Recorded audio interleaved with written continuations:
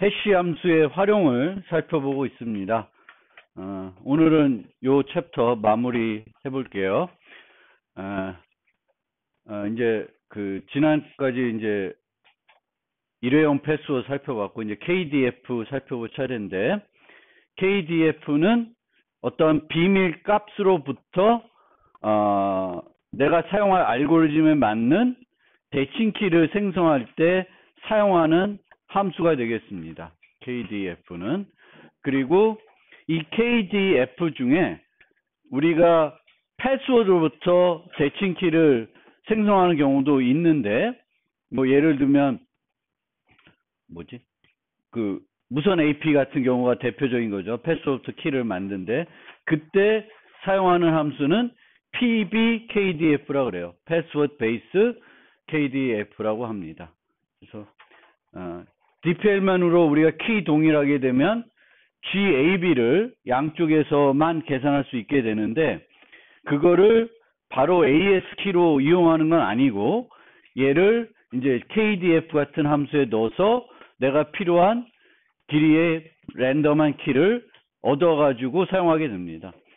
물론 이제 128비트 키가 필요할 때 그냥 랜덤하게 128비트 키를 생성하는 경우도 있지만, 이제 키 독립 방식처럼 어떤 함수에 넣어서 이제 키를 만드는 경우가 있고, 요즘은 또 이제 인증 암호화를 하는데, 인증 암호화를 할 경우에는 키가 하나만 필요한 게 아니라 여러 개가 필요한 거죠. 맥키 그리고 암호화 키. 그러니까 어떤 비밀 값으로부터 128비트 키를 2개 만들어야 되고, 아니면 더 긴 걸 만들 수도 있어요. 맥키 같은 경우에는 맥 값의 길이만큼 또 키를 쓰는 경우가 많으니까 그럴 때 사용하는 게 KDF가 되겠습니다. 그리고 이 KDF는 주로 HMAC을 이용해서 많이 만들게 됩니다. 그래서 이런 식으로 마스터 값이 이제 내가 만들고 사용할 어떤 비밀값, 양방이 알고 있는 비밀값으로부터 이제 K를 만든 다음에 그 K를 또 이용해 가지고 맥 값을 필요한 만큼 만들게 돼요. 내가 필요한 길이들이 있겠죠. 128비트만 필요할 수도 있고 128비트가 여러 개 필요할 수 있으니까, 그럴 때는 필요한 만큼의 T1, T2를 쭉 만들어서 여기서 필요한 만큼의 길이를 이제 얻어내 가지고 사용하게 되겠습니다. 얘는 다른 사람들은 얻을 수 없는, 또는 패스워드 추측 공격을 할 수 없는 그런 형태니까, 이렇게 맥 값만 몇 번 해서 이제 계산하면 되겠고, 여기에 이제 초기에 솔트라는 걸 쓰는데, 저 솔트를 쌍방이 똑같은 걸 써야 똑같은 키를 만들겠죠. 그래서 랜덤한 솔트를 쓸 게 없으면은 그냥 모두 0인 솔트를 보통 쓰게 됩니다. 그래서 여기서의 솔트는 그렇게 중요한 역할은 하지는 않아요. 얘가 중요한 거지. 그 다음에 패스워드 베이스 KDF는 그 대칭키를 패스워드 추측 공격해가지고, 아니면 사전 공격을 해가지고 공격하기가 어렵게 만들어야 되니까, 이제 아까하고는 조금 더 복잡하게 됩니다. 그래서 여기에는 솔트가, 랜덤한 솔트가 들어가게 되겠고, 그냥 한 번만 하는 것이 아니라 이 해시 함수를 여러 번 반복적으로 해가지고 대칭키를 계산하는데 걸리는 시간을 상당히 늦추게 됩니다. 그래야지만 패스워드 추측 공격이나 사전 공격할 때 드는 비용이 높아지는 거예요. 그래서 이제 요거를 반복 횟수라고 그러는데, 예전에는 1000 했는데 지금은 공이 막 2개 더 붙고 그래요. 그래서 상당히 여러 번 해시를 반복적으로 해서 만들게 됩니다. 그러면 이렇게 반복적으로 하더라도 하나의 키를 만들 때 소요되는 비용은 그렇게 많지 않는데, 사전 공격을 한다는 경우에는 여러 개, 사전에는 모든 단어를 갖고 뭐 10,000번, 100,000번 해야 되는 거니까 점점 더 비용이 증가되는 거죠. 그래서 그런 차이가 있다는 거예요. KDF하고 패스워드 베이스 KDF는 이제 솔트가 들어갈 랜덤한 여기서 솔트 역할이 또 중요하고 그 다음에 이제 반복 횟수를 가지고 여러 번 반복해가지고 계산하게끔 해가지고 사전 공격을 조금 더 어렵게 만드는 이제 효과가 있습니다. 이 상세한 게 중요한 게 아니라 이런 특징들이 있다. 이 정도를 이해해 주시면 좋겠습니다. 그리고 이제 그 어떤 입력을 우리가 어떤 내가지고 필요한 만큼의 랜덤한 길이를 얻는 것을 이제 zoop라는 함수라고 하는데 이제 예전 해시 함수들은 이제 이렇게 머클 댐갓 구조를 썼기 때문에 저걸 zoop 함수로 해시 함수로 이용하기가 어려웠는데 캐샥이라고 하는 샤3는 스펀지 구조로 되어 있고요. 그 스펀지 구조는 출력 길이에 제한이 없습니다.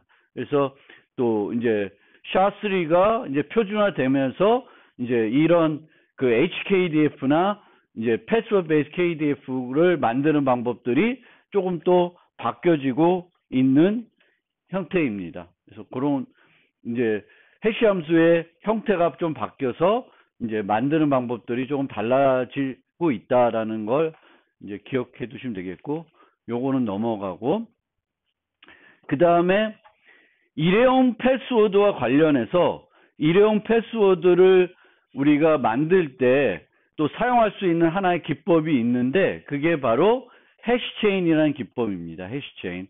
그래서 이 해시체인 기법이 암호 기술 도구로 필요할 때 종종 사용이 됩니다. 그래서 해시체인이라는 건 어떤 형태로 동작하냐면 랜덤한 시드를 랜덤한 값을 하나 정해요. 그 다음에 그것을 해시해 가지고 cn을 얻고 이 cn을 반복적으로 해시해 가지고 계속 요 값들을 만듭니다. 그래서 내가 해시체인의 길이를 10개짜리를 만들고 싶다. 그러면 11번 해시를 해가지고 C0까지 계산하게 됩니다. 그러면 C0부터 쭉 계산할 수가 있죠. 근데 내가 C0를 누구한테 주면 이 사람은 C1을 계산할 수 있어요? 못하죠. 그래서 이 거꾸로는 못 계산한다는 그 해시 함수가 일방향이라는 특징을 이용하는 기술이 되겠습니다. 그래서 10개짜리 해시체인을 이렇게 만들고 C0를 서버에 그 사용자의 값으로 등록해 놓습니다.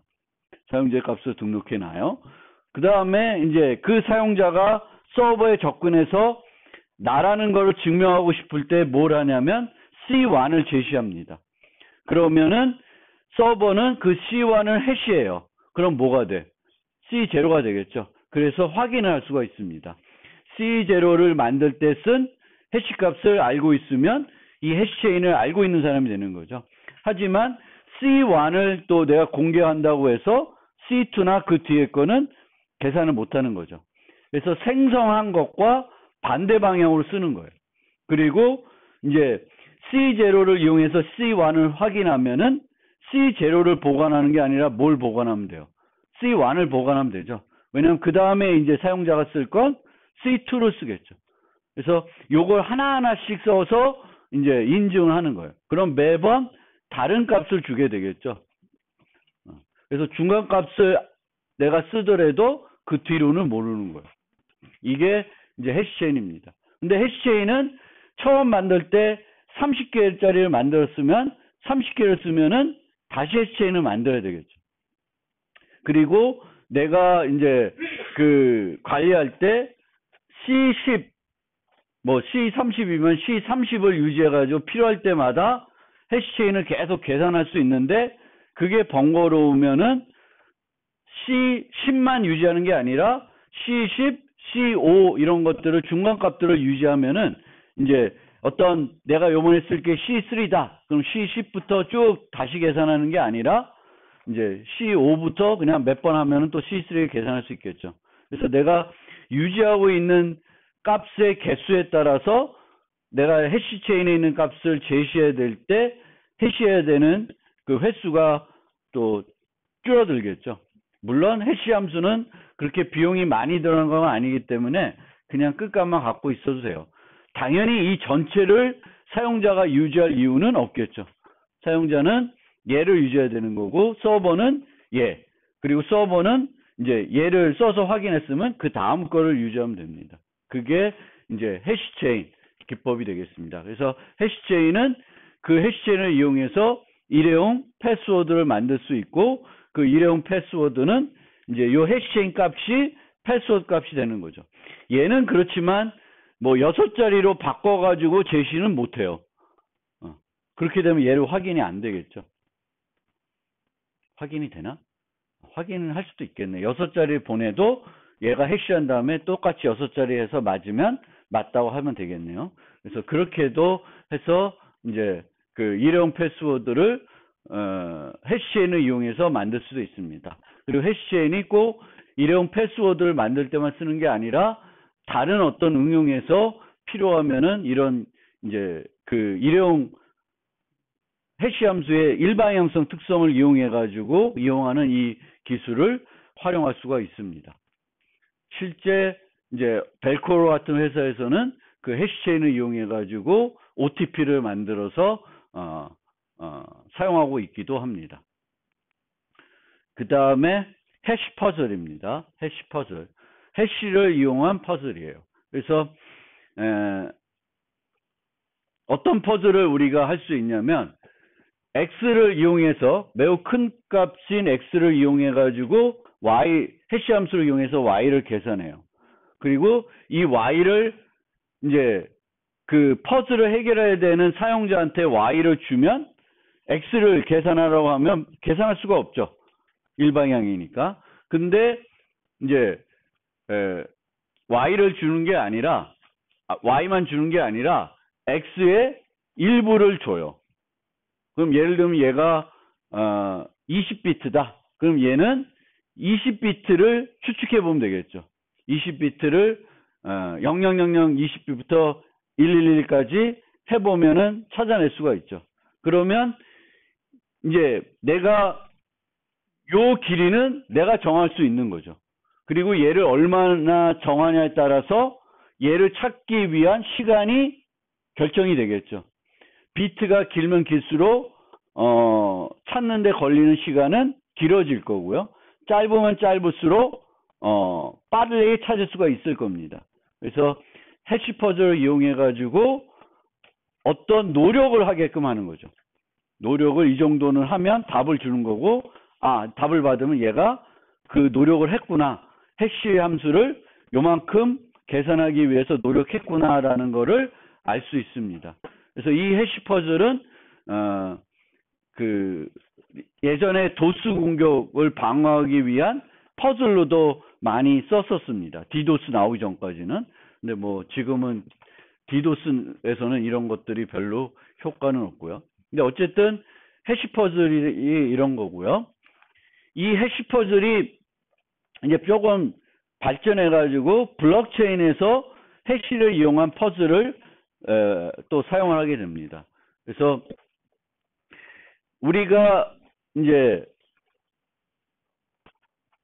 어떤 데이터가 있으면 그 데이터의 해시 값은 매우 빠르게 찾을 수가 있어요. 근데 매우 빠르게 찾지 않고 일정 시간이 걸리게끔 하고 싶은 거예요. 그러니까 어떤 데이터의 해시 값을 찾는데 그 해시 값을 찾는데 걸리는 시간은 일정하게 만들고 싶은 거예요. 그래서 어떻게 하냐면은 내가 해시할 값이 m이다. 그러면 m을 그냥 바로 계산하면 되니까 이거는 금방 계산할 수가 있는 거죠. 그래서 이걸로는 유효한 해시 값으로 생각하는 게 아니라 내가 이제 정하면 돼요. 그래서 m이 들어가 있어야 되는데 얘의 해시 값은 맨 앞에 값이 000의 개수를 내가 정해 놓는 거예요. 0의 개수. 그러니까 이 해시 값을 했을 때 0이 나와야 된다는 거지. 맨 앞에 비트가. 그러면 얘를 내면 고정될 값이니까 0이 나올 수도 있고 안 나올 수도 있겠죠. 그래서 이 0000들이 내가 원하는 만큼 나오기 위해서 해시할 때 m만 가지고 해시하는 게 아니라 랜덤한 값을 넣게 됩니다. 그래서 이 랜덤한 값을 넣어가지고 0000이 내가 필요한 만큼 나올 때까지 이 r을 바꿔가면서 계산하는 거예요. 그러면 한 비트가 0이 돼야 돼요. 그러면 몇 번 해시해보면 얻을 수 있을까요? 여기가 0이 될 확률은 2분의 1이죠. 50%죠. 그러면 두 번 해보면 나올 수가 있는 거죠. 기대값은. 물론 두 번 했는데도 안 나올 수 있겠지만 평균적으로 I 값을 한 번, 두 번 다른 값으로 해보면은 요 앞에가 0이 될 거예요. 그럼 2비트면 4번 해야 되는 거고 3비트면 8번 해야 되는 거예요. 그러면 얘도 내가 몇 비트가 0인지 필요한지를 정해 놓으면은 요 해시 값을 계산하는 데 소요되는 시간을 고정시킬 수가 있어요. 이 정도는 필요하게끔 만들 수 있습니다. 그래서 저거를 이제 작업 증명이라 그래요. 작업 증명. 왜냐하면은 내가 요만큼의 0 앞에 요 값들이 0이 되게끔 해서 지금의 그 해시 계산하는 컴퓨터 성능을 봤을 때 한 10분은 걸린다 라고 한 거예요. 근데 이 사람이 얘를 제시하면은 10분 정도는 노력했겠구나 라는 거를 우리는 알 수가 있습니다. 그게 이제 그 비트코인에서 사용하는 그 해시 퍼즐이 되겠습니다. 비트코인에서 사용하는. 그래서 비트코인은 어떤 우리가 거래하는 데이터에 대한 해시 값을 계산하게 되는데 그 해시 값을 그냥 해시 함수에 넣어서 계산하는 게 아니라 앞에 이 해시 값의 앞에 이 비트들이 0의 개수가 일정한 개수가 나와야 되겠고 이 개수가 한 10분 정도 노력해야 나올 수 있게끔 되는 길이로 정해놓고 있습니다. 그래서 그렇게 나와야 유효한 해시 값으로 우리가 인정을 하게 되겠습니다. 그래서 이제 이렇게 만들게 되겠고 이 해시 퍼즐의 특징은 뭐냐면은 비대칭적인 특성을 가지고 있습니다. 얘를 찾는 게 퍼즐이에요. 근데 얘를 찾는 데는 얼마 시간이 걸려? 10분. 아니면 뭐 정해놓을 수 있는데 비트코인에서는 10분으로 정해놨습니다. 근데 10분으로 정해놨지만 이 값이 맞는지 확인하는 건 요게 나와있던 요 R 값과 M을 주면은 한 번의 해시로 확인할 수가 있죠. 그래서 얘가 맞는 내가 유효한 해시 값인지는 한 번의 해시로 확인할 수 있지만 이 유효한 해시 값을 찾는 데에는 일정한 시간이 소요되도록 만들 수가 있습니다. 그래서 비트코인에 쓰는 이 작업 증명 해시 퍼즐은 비대칭적인 특성을 갖고 있습니다. 해결하는 데는 10분, 확인하는 데는 시간이 소요가 없는 거죠. 바로 해시 한 번만 하면 할 수가 있습니다. 그리고 그런데 또 다른 특징은 이제 10분 정도 소요되지만 실제 정확하게 몇 분이 소요될지는 알 수가 없습니다. 확률적으로 알 수가 없어요. 한 번만에 찾을 수도 있습니다. 정말 운이 좋으면. 한 번만 해도 찾을 수 있어요. 그래서 확률적인 요소가 들어갑니다. 그래서 똑같은 사람이 똑같은 시도를 하더라도 누가 먼저 찾을지는 모르는 거예요. 사용하는 방법에 따라서 다를 수가 있습니다. 그래서 이 퍼즐은 비트코인에서 최초로 사용한 것이 아니라 실제 어떤 것을 위해서 만들어진 해시 퍼즐이었냐면은 스팸 메일을 방지하기 위해서 처음 만들어진 기법입니다. 그럼 이 해시 퍼즐로 스팸 메일을 어떻게 방지를 할까라는 거고요. 스팸 메일은 뭐냐면은 불특정 다수에게 똑같은 메일을 보내는 거죠. 그런데 우리가 어떤 메일을 받았을 때 이 메일이 스팸이냐 아니냐를 이제 구분할 수만 있으면 되겠죠. 그 구분을 어떻게 하냐면 메일이 왔는데 메일과 같이 뭐가 같이 와야 되냐면 해시 퍼즐을 해결한 값이 와야 돼요. 그러면은 얘를 유효한 메일로 보고 해시 퍼즐이 안 오면 얘를 뭘로 인정하는 거예요? 스팸으로 인정하는 거예요. 그러면 내가 여러분한테 메일을 보내려고 하면 그 메일과 그 메일의 해시 퍼즐을 해결한 해시 값을 같이 첨부를 해야 되겠죠. 근데 나는 스팸을 보내는 것이 아니니까 해시 퍼즐을 몇 개만 해결하면 돼. 하나만 해결하면 되죠. 그런데 스팸을 보내려고 하는 사람은 100명한테 보내려고 그러면 해시 퍼즐 몇 개 해결해야 돼요? 100개를 해결해야 돼요. 메일의 내용은 똑같지만 수신자와 이게 다 다를 거 아니에요. 그러면 각 수신자마다 새로운 해시 퍼즐을 해결해야 됩니다. 그럼 얘는 몇 개를 해결해? 100개. 10,000개를 메일 보내려면 10,000개의 해시 퍼즐을 해결해야 돼요. 그럼 10,000개의 해시 퍼즐을 해결하고 있으면 안 하는 게 낫겠죠. 그래서 이 작업 증명, 여기 그 비트코인에 쓰이는 그 해시 퍼즐은 원래는 그 비트코인을 만든 사토시 나카모토가 만든 기술이 아니라 다른 사람이 했고요. 그 사람은 이 기술을 어디다 쓰게끔 제안했냐면 스팸 메일을 방지하기 위해서 이제 제안한 기법이었습니다. 실제 이제 비트코인에서 이 해시 퍼즐을 쓰는데 비트코인은 2장인가 몇 장에서 하여튼 설명 한번 드렸었죠. DPK 하면서도 좀 설명을 드렸었는데 이 블록체인은 이제 블록체인을 만드는 기술이 하나만 있는 건 아니고요. 근데 이제 가장 대표적인 기술 중에 하나가 이제 비트코인에서 쓰는 기술이 되겠죠. 그래서 비트코인에서는 이 블록체인을 작업 증명이라는 방금 설명드린 해시 퍼즐을 이용해서 만들게 됩니다.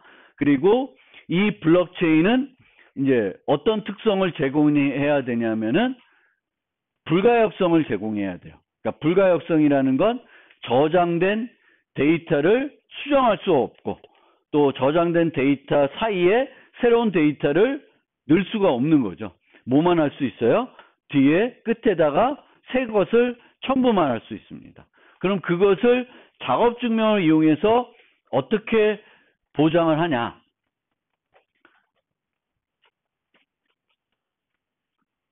이제 블록 데이터를 해시를 합니다. 블록 데이터를 해시하는데 이 블록 데이터를 해시할 때 블록 데이터만 갖고 해시하는 게 아니라 랜덤한 값을 이용해서 해시를 해가지고 이제 이 조건이 맞아야지만 유효한 블록이 됩니다. 유효한 블록이 돼요. 그러면 내가 여기 있는 데이터를 수정하고 싶어. 그러면 새로운 해시 값을 계산해야 되겠죠. 그럼 새로운 해시 값을 계산하는데 걸리는 시간은 얼마 걸려요? 10분이면 되는 거죠. 10분에 이걸 할 수 있어요. 근데 이 블록체인의 특성은 뭐냐면은 계속 10분마다 새 블록이 추가가 됩니다. 새 블록이 추가가 돼요. 그러면은 예전에 있는 얘를 수정하려고 그래요. 그럼 어떻게 해야 돼? 요 블록은 10분이면 해결이 되죠. 근데 이 블록을 수정하면은 그 다음 블록들이 다 바뀌어줘야 돼요. 왜냐하면 블록체인은 첫 번째 건 아니지만 이제 두 번째 거는 이 데이터와 랜덤 값만 들어가는 게 아니라 이전 블록의 해시 값이 여기에 또 들어가서 요 블록의 해시 값이 만들어지는 거예요.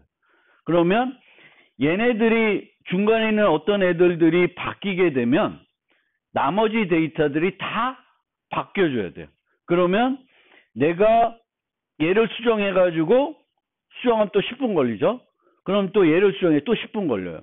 그러면 유효한 블록체인이 되려면은 가장 긴 체인을 우선합니다.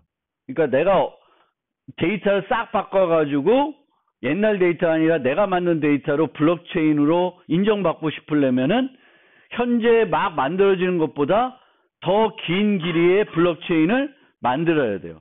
근데 나는 10분이 걸리니까 계속 만들어봤자 매번 10분마다 새로운 게 만들어지는 거를 따라갈 수 있어요? 따라갈 수가 없습니다. 그거를 초과해서 못 만들어요. 그래서 불가역성이 제공되는 겁니다. 물론 내가 정말 빠른 컴퓨터가 있어서 지금 현재 블록체인에서 이 블록들을 해시하는 사람보다 월등히 우수한 어떤 컴퓨터를 갖고 있다. 그러면 가능한데 그렇지 않아요. 그거는 이제 나중에 이제 그 블록체인 챕터가 설명드리는데 생태계가 그래도 비교적 건전하기 때문에 이제 또 워낙 많은 사람들이 이 채굴 이걸 계산하는 걸 채굴이라 그래요. 그래서 채굴하는 사람들이 워낙 많기 때문에 그 채굴자들보다 내가 항상 월등히 빠르게 해시값을 찾아가지고 더 긴 거를 만드는 거는 가능하지가 않습니다. 그래서 이제 이 블록체인은 불가역성을 제공하고 있습니다. 보다 더 자세한 거는 이제 그 블록체인 챕터 가서 설명을 해드리겠습니다. 좀 설명드릴 게 많은데 여기서는 이제 이 해시 퍼즐이 블록체인에 쓰이는 해시 퍼즐이 원래는 스팸 메일 방지용으로 만들어진 거고 어떤 원리인지는 알겠죠. 해시 값을 계산하는데 빨리 계산하는 게 아니라 특정한 노력이 들게끔 만들어 버린 거예요. 특정한 노력이 들게끔 어떻게 만들었어요? 내가 해시해야 되는 데이터 말고 랜덤 값을 넣어서 해시 값의 앞에 있는 비트들이 일정한 길이가 다 0이 되는 거를 찾아야 되는 거예요. 그 다음에 머클 트리라는 게 있습니다. 머클 트리. 그래서 머클 트리는 내가 어떤 집합자료 구조 개념이라고 좀 생각하시면 돼요. 집합자료 구조. 그래서 어떤 데이터들이 있어요. 그럼 그 데이터들을 이제 어떻게 우리가 만드냐면은 단말, 이진 트리의 단말에 내가 포함시키고 싶은 데이터들을 넣습니다. 넣고 그거의 해시 값이 이제 단말 노드가 돼요. 그러니까 단말이 해시 값인데 여기서는 오타다. M2, M1, M2, M3, M4 이렇게 4개의 데이터면은 요런 이진 트리를 만들게 되는 거죠. 그래서 얘네들이 어떻게 계산되냐면 요 단말은 메시지의 해시 값이 되는 거고 요 중간 노드는 아래 2개 있는 해시 값을 해시한 값이 돼요. 그리고 얘는 얘 2개를 해시한 값이 되는 거예요. 그러면 이제 이 루트 값이 있는데 얘와 이렇게 4개를 해시한 것과 얘의 차이를 우리가 한번 생각을 해봅시다. 요 루트 값하고 얘를 한번 비교를 해봐요. 내가 M1이 요 H에 있는지 알고 싶어요. 그럼 또 뭐가 필요해? M2부터 MN까지가 다 필요한 거죠. 왜냐하면 같이 넣어서 해시를 해봐야 돼. 근데 이 경우에는 그러니까 얘는 확인하려면 데이터가 몇 개 필요해. 여기다 집어넣은 N개 데이터가 다 필요한 거죠. 근데 얘는 몇 개가 필요하냐면 M1이 있는지 알고 싶으면 어떤 데이터가 필요하냐면 H01 값하고 H1 값만 알고 있으면 돼요.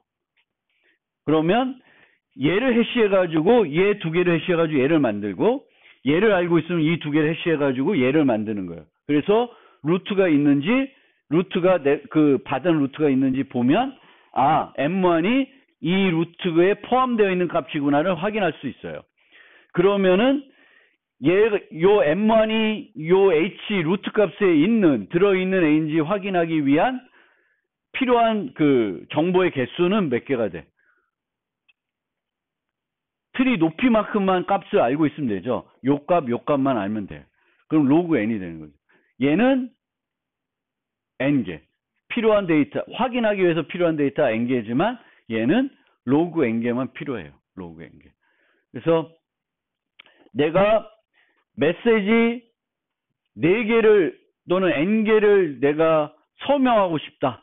서명하고 싶으면 각각을 따로따로 서명할 수가 있죠. 그러면 서명하는 비용이 몇 개가 들어? n번 비용, ON이 들겠죠. ON이 들 거예요. 물론 그거를 이제 한 번만 서명하기 위해서 이렇게 다 결합해가지고 한 번만 서명을 할 수가 있죠. 근데 이렇게 결합해서 서명을 해버리면은 M1이 이 서명에 들어있는지 확인하려면 N개의 정보가 필요한 거죠. 그런데 이렇게 만든 다음에 N개의 정보가 있을 때 얘의 서명만 했어요. 그러면 M1이 거기에 서명에 포함됐는지 알기 위해서는 몇 개의 정보만 제시하면 돼요? 로그 N개의 정보만 제시해 주면 돼요.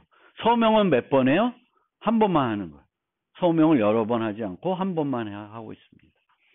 그리고 실제 그 비트코인에서 이 블록 데이터를 어떻게 관리하냐면 머클 트리로 관리합니다. 그래서 블록체인에는 원래 어떤 비트코인의 블록체인에는 거래 정보들이 들어가요. A가 B한테 비트코인을 얼마 줬다. 이런 것들이 이제 들어가는데 그것들이 이제 이진 트리에 단말로 이렇게 들어가 있고 해시해가지고 이 루트 값을 계산한 다음에 여기에 이 블록 데이터의 루트 값이 들어가는 거예요. 루트 값에 서명하는 거예요. 루트 값에 해시 값을 이제 구하게 됩니다.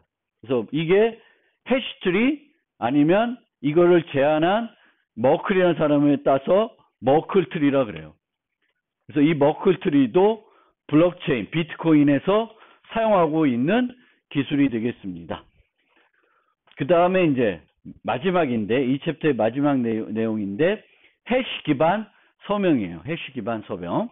그래서 이 해시 기반 서명은 일회용 서명이에요. 일회용 서명. 일회용 서명이면은 서명키로 메시지를 몇 개 서명할 수가 있어요? 한 번만 서명할 수 있고 그 다음 못 써. 그럼 별로 쓸모가 없죠. 그렇죠? 쓸모가 없는데 이제 그 양자 컴퓨팅이 이제 현실화될 걸 걱정하고 있어서 이제 양자 컴퓨팅의 대안으로 양자 컴퓨팅이 도입됐을 때 그 RSA 이산대수 기반 알고리즘들은 이제 공개키 기술 하나도 못 쓴다 그랬죠. 그래서 양자 내성 공개키 암호 알고리즘, 특히 전자 서명 알고리즘이 필요한데 그 전자 서명 알고리즘으로 고려되고 있는 것 중에 하나가 바로 해시 기반 서명이에요. 근데 상위 후보까지는 갔는데 여전히 좀 비효율적이어서 결국은 이제 표준어까지는 채택이 안 될 것 같습니다. 근데 이제 개념만 좀 간단하게 설명을 드릴게요. 개념만. 그래서 어떻게 해야 되냐면은 개인 키가 매우 큰 X, 그러니까 한 비트를 서명하고 싶다. 한 비트를 서명하고 싶을 때 개인 키가 매우 큰 두 개의 정수 X와 Y입니다. 그리고 공개 키는 두 개의 해시 값이에요. 두 개의 해시 값. 그래서 내가 0을 서명하고 싶으면 X를 공개하고 2를 서명하고 싶으면 Y를 공개하는 거예요. Y를. 한 비트 서명할 때 X와 Y를 공개하게 됩니다. 그래서 이 X를 아는 사람은 얘밖에 없는 거죠. 그래서 내가 내 개인 키는, 내 공개 키가 이거라고 공표를 해 놓은 다음에 나는 0에 서명하고 싶어. 1이다. 그래서 찬성하고 싶어. 그러면은 이제 Y 값을 공개를 하면은 이제 이 사람이 그 서명한 것이 되는 거죠. 왜냐하면 이 Y를 아는 사람은 그 개인밖에 없으니까. 근데 한 비트를 서명하려면 해시 값이 두 개가 필요한 거죠. 그러면 우리가 보통 메시지 서명할 때 메시지 자체에 서명하진 않죠. 뭐에 서명해? 메시지의 해시 값에 서명하죠. 근데 해시 값이 뭐 256비트다.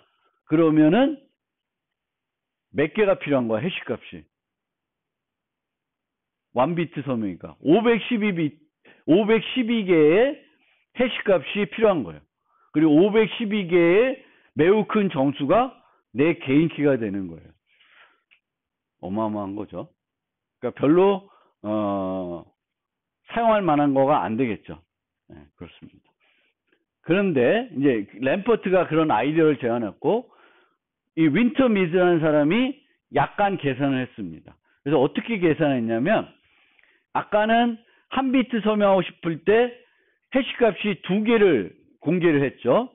0일 때를 오픈할 거, 1일 때 오픈할 거 이렇게 했는데 이 윈터미스는 W 비트를 서명하고 싶다. W 비트를 서명하고 싶으면은 개인 키가 X이고 공개 키가 X를 HW 번 그 해시한 값이에요. 그러니까 16비트를 서명하고 싶다. 그러니까 16비트가 아니구나.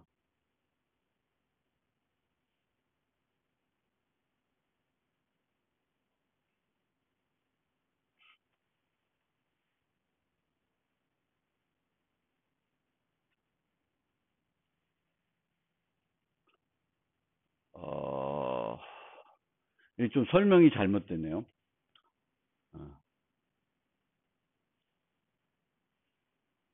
그러니까 W 비트가 아니라 비트라고 하면 안 되겠다. 그러니까 W 정수 W 그러니까 범위가 0부터 W-1인 값에 서명하고 싶은 거예요. 0에서 W-1 서명하고 싶은 거예요. 그러니까 16이면은 내가 0에서 15까지 그럼 4비트가 되는 거죠. 0에서 15까지의 값 중에 하나를 서명하고 싶은 거예요. 그러면은 어떻게 하냐면 X를 랜덤한 값을 하나 만든 다음에 이 X를 16번 해시합니다. 그래서 그거를 공개를 해요. 그 다음에 내가 만약에 이렇게 공개키와 개인키를 만들었잖아요. 여기 W가 16이에요. 16번 해시를 반복적으로 한 거예요. 그때 내가 이제 9 값에 서명하고 싶다. 그러면 H의 9번 해시한 값을 공개를 해요.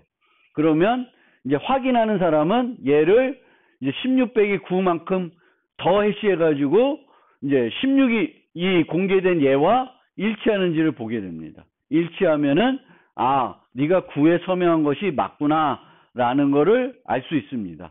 그런데 H9X를 공개를 하면 H8, H7, H6은 계산할 수 있어요? 못하죠. 근데 H9를 공개하면은 뭐는 할 수 있어? H10, 11, 12는 공개를 할 수 있어요. 그러니까 내가 H9를 공개를 하더라도 얘가 완전히 안전한 게 아니죠. 위로는 아래로는 안 되지만 위로는 얼마든지 가능합니다. 그래서 그런 문제점은 있는데 그 문제점은 좀 이따 생각을 하고 어쨌든 아까는 이제 한 비트를 서명하는데 해시값이 두 개가 필요했는데 이제는 이제 그 4비트를 하는데 해시값이 하나만 필요한 거죠. 하나만 공개를 하는 거죠. 그러니까 상당히 효율성은 높인 거예요. 그러니까 예를 들면은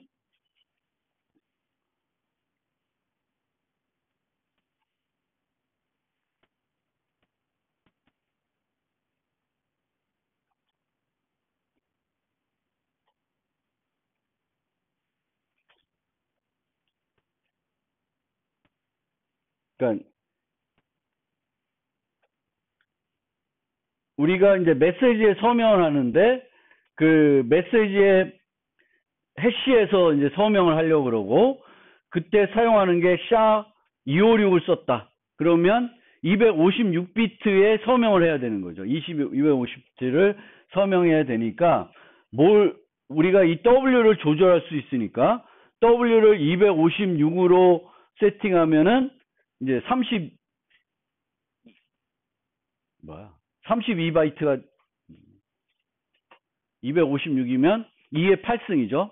그렇죠? 8비트에 대해서 서명할 수가 있는 거고 256이니까 총 32바이트가 있는 거죠. 그래서 해시값이 총 몇 개가 필요하냐면 32개가 필요한 거죠. 32개를 X0부터 X31 해가지고 256번씩 해가지고 얘를 공개키로 만들고 31개의 값이 있으면 이제 요 메시지에 대해서 서명 값을 이런 식으로 만들 수가 있습니다. 물론 이 경우에도 M0를, M1을, M3를 다 올리는 것들은 만들 수가 있죠. 얘를 내리는 거는 안 돼요. 그렇죠? 올릴 수는 있어요. 그래서 그런 문제점은 있고, 그 문제점은 또다시 약간의 책섬을 넣어가지고 해결할 수가 있습니다. 어쨌든 이 해시 기반 서명은 한 번 서명하면은 못 써요. 얘네들 공개한 순간 얘네들은 또 쓸 수가 없는 거예요. 그래서 한 메시지만 서명할 수가 있고요. 그러면 얘네들을 어떻게 이제 여러 번 해시하게끔 확대를 할 수 있냐면은 결국엔 얘를 여러 개 만들어야 돼요. 근데 이 여러 개 만드는 거를 사용자가 관리하기는 힘드니까 사용자 대신에 관리해 줄 수 있는 어떤 기법을 제안해 가지고 실제 조금 더 실용적으로 쓸 수 있게끔 이제 사용하고 있습니다. 제안을 하고 있습니다. 그렇지만 여전히 우리가 살펴봤던 RSA 이런 거에 비해서는 훨씬 비효율적인 거죠. 비효율적인 거예요. 그래서 보통은 이제 이런 기술들은 그런 게 가능하구나 정도로만 알고 의미가 없는 기술이 되는데, 이제 양자 컴퓨팅이 현실화되면 어차피 RSA와 이런 것들을 못 쓰니까 여러 가지 대안들을 생각하다 보니까 대안으로 이런 것까지 생각을 해보게 되는 거예요. 해시 함수는 길이만 충분히 긴 걸 쓰면은 양자 컴퓨팅에서도 계속 해시 함수는 쓸 수 있거든요. 해시 함수 자체가 깨지는 게 아니니까. 그래서 이런 일회용 해시 기반 서명을 양자 컴퓨팅의 대안으로도 이제 살펴보고 있다라는 정도로 이해하시면 되겠습니다. 이걸로 이제 해시 함수 활용에 대한 설명은 마무리하겠습니다.